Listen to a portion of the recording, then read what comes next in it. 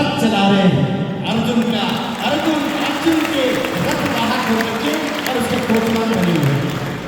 और सचमुच वो नरेंद्र आगे चल के विवेकानंद बनता है और पूरी इस सृष्टि पर हमारे देश के वैभव का और सनातन के वैभव को लेकर के वो जाते हैं।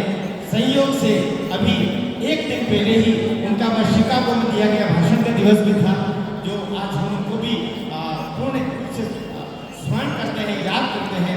आपके भीतर बैठे हुए विवेकानंद को मैं प्रणाम करता हूँ और अपेक्षा करता हूँ कि आप में से भी कई सारे विवेकानंद के पद चिन्हों पर चल करके आगे चल के वैसे बनेंगे।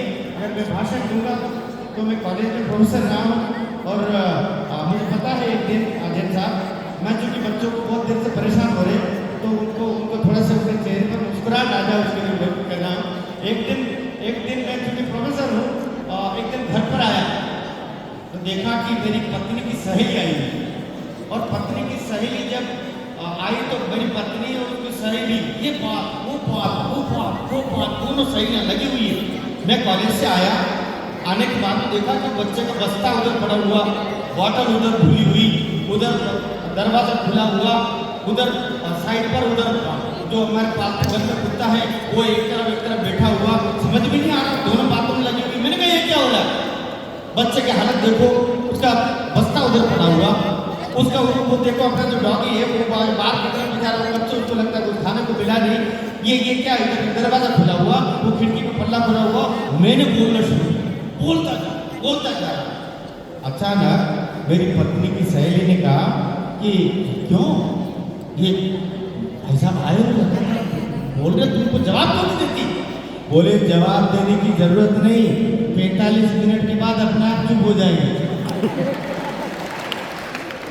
तो हम लोगों की आदत होती है 45 मिनट की, तो 45 मिनट से पहले तो हम लोगों का, और मैं तजुर्बे कवि हूँ और मुझे पता है कि जैन साहब एक बार एक कवि इतनी लंबी कविता सुना रहा था। वो कवि इतनी लंबी कविता सुना रहा था कि सामने एक श्रोता कविता सुनते सुनते ही मर गया। तुरंत पुलिस वालों ने उस कवि को पकड़ा और पकड़ करके जज के सामने ले गए। जज ने कहा कवि तो ने इतनी लंबी कविता सुनाई कि कविता सुनते सुनते वो श्रोता मर गया, अब तुझे फांसी होगी, वही अंतिम इच्छा है कि हमारे महाराज वही कविता मैं आपको सुनाना चाहता हूँ। तो कवियों का जब मौका लगता है ऐसा होता है। और सब बिटिया बहुत बहुत धन्यवाद। मैं कुछ पंक्तियाँ सुना देता हूँ और बच्चों को आनंद भी मिल जाए। और मैं कवि हूँ तो कविता में सुनाऊंगा तो मुझे भी मोक्ष नहीं मिलेगा। मनुष्य तो छोड़िए क्या बैठे, मुझे बहुत अच्छा लगता है जिन बालिकाओं ने, बच्चों ने, यहाँ पर हम ऊपर बैठे हुए लग रहा था कि हम काश बच्चे ऊपर ऐसा परफॉर्म करते और हम सामने रहते, लेकिन उनको कोटि से धन्यवाद। बहुत प्यारे उन्होंने यहाँ प्रस्तुतियों का यहाँ पर रखा। एक बार उनके सम्मान में जरा ताली बजा दीजिए। हमारा बहुत प्यारे और जिन्होंने उनको तैयार करवाया उनका मैं चरण वंदन करता हूँ। आपकी तपस्या या मुखरित होकर के सामने आई है, बहुत बहुत साधुवाद आपको। और हम जहाँ बैठे हैं अपनी मिट्टी के सम्मान में, इस माँ के सम्मान में कुछ पंक्तियाँ। मनुष्य तो छोड़िए ये देव धड़कन से भी पावन है, करे क्या वंदना इसकी ये वंदन से भी पावन है, लगा ले हम इसे माथे निगाहों में इसे भर ले। अब संभालना आपकी पंक्ति को।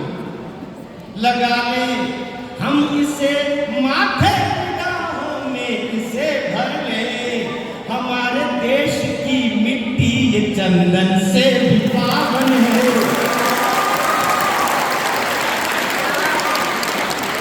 हमारे देश की मिट्टी ये चंदन। उस बालिका ने सुनाया। अगर मैं सुनाता हूँ, ये लाल किले पर भी सुनाया और 10-12 देशों में बाहर गया हूँ, सब जगह जाता हूँ तो मेरी कविता पाठ की शुरुआत ही पंक्तियों से, उसकी माँ की वंदना से।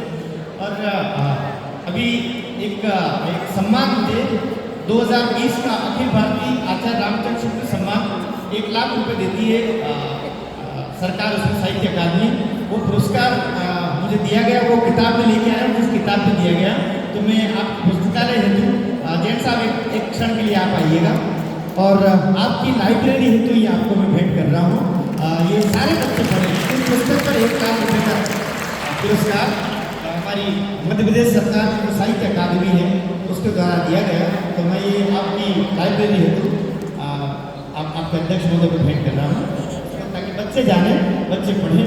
और सरकार के खजाने से 1 लाख रुपये लेना मतलब बहुत मुश्किल काम है। फटाखट फटाखट फटाखट